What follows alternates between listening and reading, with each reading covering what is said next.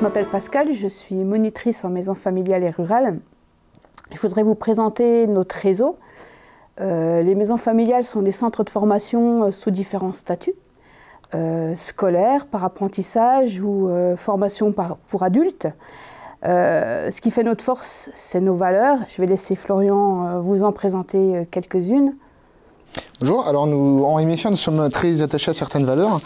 La première, ce serait l'associatif, puisque du coup, ce sont des parents d'élèves, des maîtres de stage, qui dirigent un petit peu l'association et qui en prennent les principales décisions. La deuxième, ce serait l'éducation, puisque à travers nos missions, nous participons aussi à l'éducation de nos jeunes.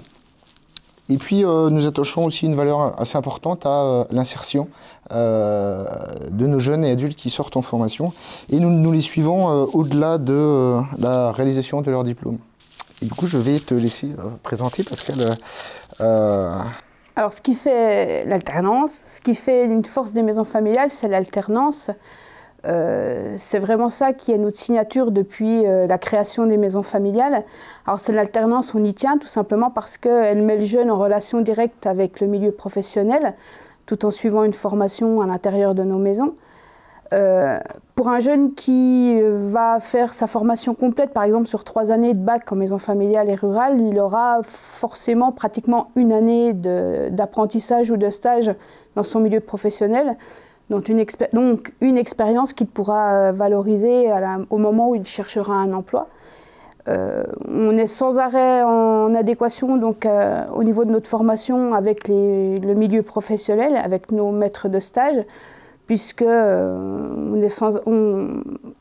a un dialogue qui s'effectue entre les maîtres de stage et la maison familiale pour savoir ce qui est fait soit en formation, soit dans le monde du travail.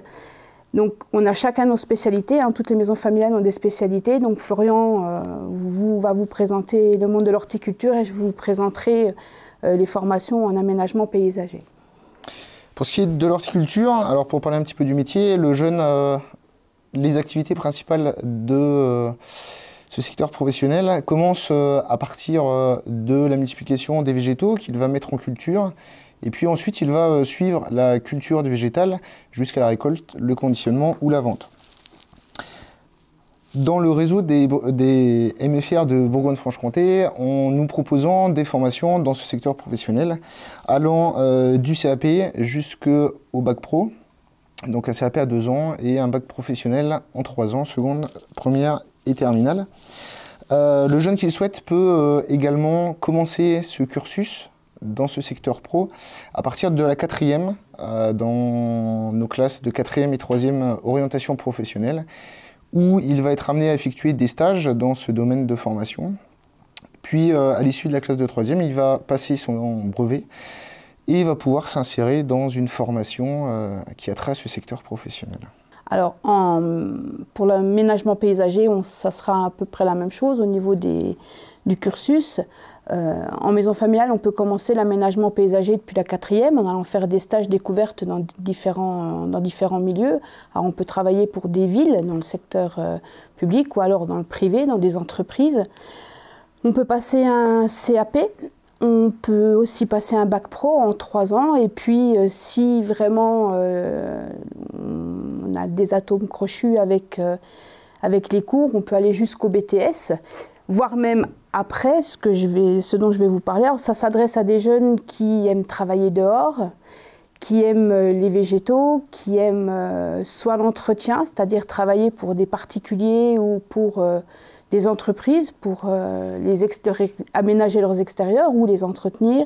On travaille aussi en création, donc des créations de jardins, des aménagements paysagers, travailler pour des villes, pour des communes, pour tout un panel assez important de clients. Alors il faut aimer donc entretenir les jardins, il faut aimer la création, il faut avoir des goûts pour les végétaux, il faut être courageux parce que c'est pas un métier qui est très très facile. C'est un métier qui s'adresse à tout le monde, hein, aux filles et aux garçons, même si parfois les filles n'osent pas trop aller dans ce milieu professionnel-là. Alors pour les CAP, souvent on part du principe que pour des jeunes qui ont quelques difficultés, c'est bien de passer par un CAP parce qu'on peut reprendre un bac juste derrière, ça remet le pied à l'étrier de certains jeunes. Et après le bac, ben, on peut soit entrer dans des entreprises. Souvent les jeunes sont embauchés par les entreprises dans lesquelles ils ont fait leur stage ou leur apprentissage. On peut aussi enquiller sur un BTS, un aménagement paysager, donc pour être chef d'équipe, chef de chantier ou alors architecte paysager. Et puis après, ben, il y a encore tout un cursus qui s'ouvre pour les bacs pro, ce qui ne se faisait pas il y a encore quelques années, comme des licences professionnelles, des maîtrises professionnelles. On peut faire aussi des certificats de spécialisation, on peut aller dans des écoles d'ingénieurs du paysage. Donc voilà, c'est tout un panel complet qui s'offre aux jeunes qui ont envie de découvrir ce métier. Et il y a aussi une part de chance qu'on offre à des publics adultes, entre guillemets, qui ont entre 16 et 64 ans, qui sont soit en rupture, en échec scolaire, qui n'ont pas été scolarisés pendant quelques années, soit qui sont inscrits comme demandeurs d'emploi de longue date, alors non diplômés, sous-diplômés, ou à l'inverse, des personnes qui ont déjà un diplôme d'un niveau assez élevé.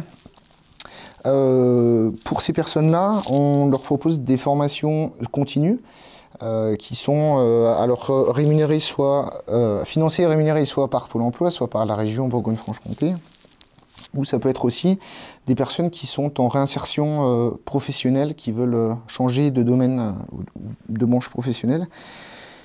Et du coup, on accueille ces publics dans nos établissements sur différents types de formations, mais plutôt des formations de niveau 3, CAP notamment. Alors, en ce qui concerne les réussites de nos jeunes, il faut savoir qu'un gros pourcentage des jeunes qui sont en maison familiale trouvent leur place dans le milieu professionnel. On a des jolies réussites puisqu'on a des anciens élèves qui deviennent à leur tour formateurs en maison familiale.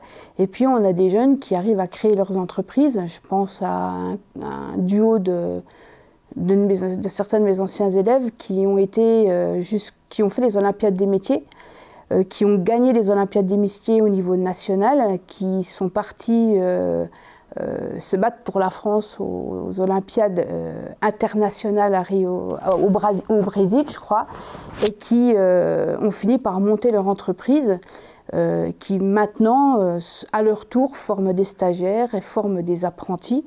Donc en fait, la boucle est bouclée et à leur tour, ils vont pouvoir transmettre tout ce qu'ils ont appris dans les années précédentes.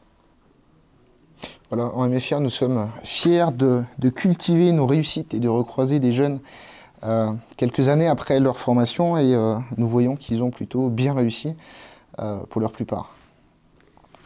Alors simplement quelques chiffres, peut-être, dire que 97% des jeunes sont heureux d'avoir été en maison familiale, se sont épanouis en maison familiale parce que si on touche tout le secteur d'activité professionnelle, on les accompagne dans leur vie de tous les jours aussi, hein, puisqu'on est en lien avec leurs parents, on est aussi en lien avec leur maître d'apprentissage ou leur stage. Je crois qu'on ne les développe pas forcément qu'au milieu professionnel, on les ouvre sur beaucoup d'autres choses.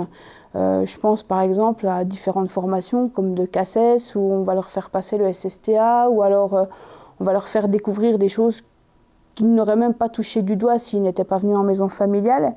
Et puis 89% des jeunes trouvent une place dans la société, trouvent leur place dans la société et s'épanouissent le mieux possible.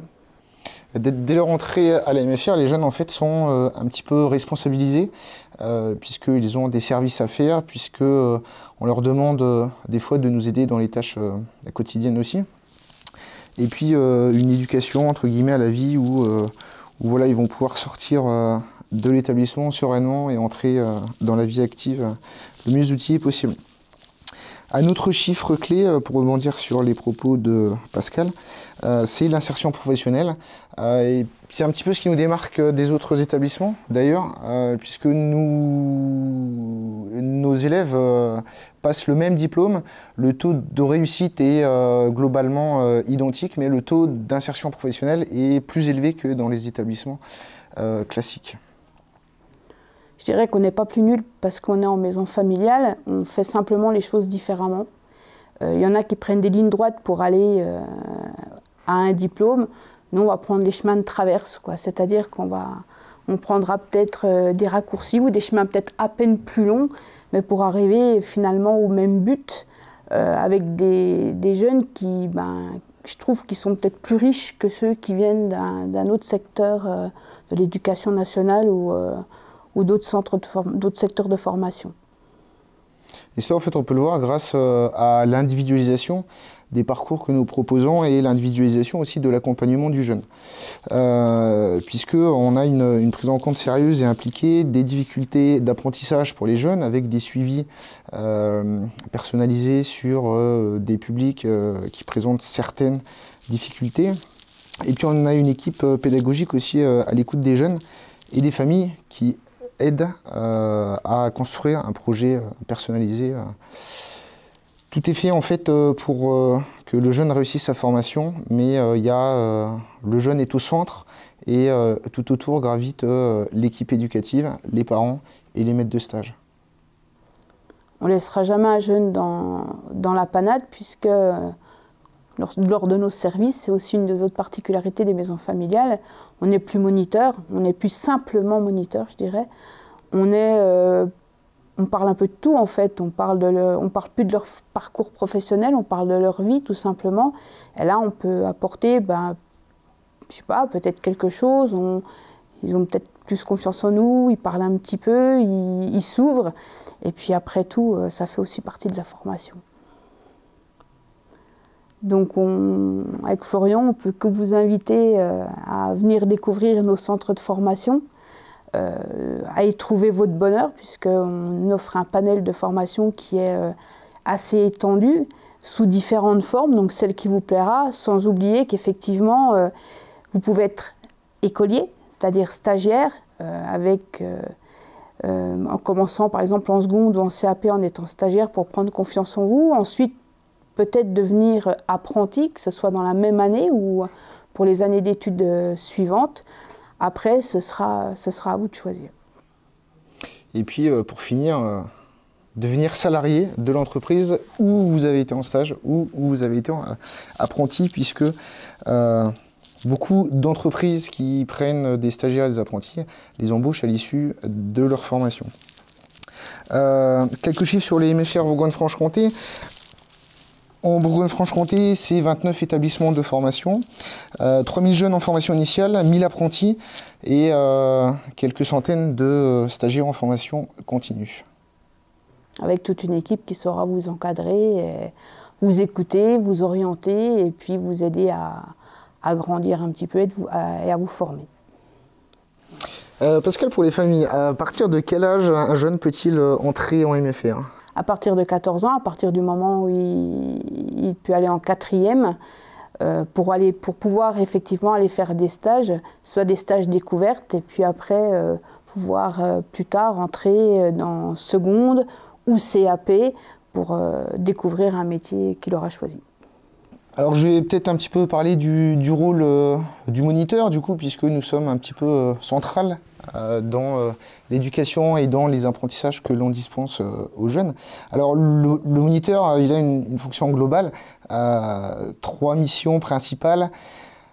La formation, puisque nous intervenons avant tout en cours auprès des jeunes. Alors ce ne sont pas forcément que des cours théoriques en classe, hein. Nous réalisons aussi des travaux pratiques qui permettent de mettre les jeunes dans des situations professionnelles qu'ils ne vivent pas forcément en stage. On propose aussi des visites d'entreprise à nos apprenants qui leur permettent d'avoir une vision globale sur le métier qui les attend et la diversité des activités qu'ils peuvent réaliser en entreprise. La deuxième mission que l'on a, c'est une mission d'animation, puisque les moniteurs, quelquefois, restent le soir jusqu'à 22 h et proposent des animations aux jeunes et surveillent les soutiens, les surveillent dans la cour, et puis jusqu'au coucher, où du coup on éteint la lumière et puis on leur dit à demain, bonne nuit, et nous les retrouvons le lendemain matin à partir de 8 h. Et puis la troisième fonction, on en a un petit peu parlé, la fonction d'éducation.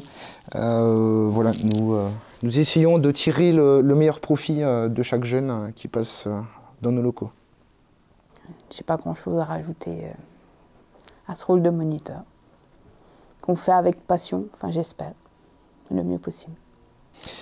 Du coup, pour conclure ce petit échange avec Pascal, nous vous proposons de nous rencontrer pour vous conseiller sur les formations en alternance, en apprentissage, les formations continues et réellement pouvoir vous aider dans votre projet d'orientation. En sachant que notre slogan c'est « Cultivons les différences », alors on a autant de formations qu'on aura d'élèves, on a autant de façons de faire qu'effectivement il y aura d'élèves. Donc si vous avez envie de vous épanouir dans un métier, ben, rejoignez-nous.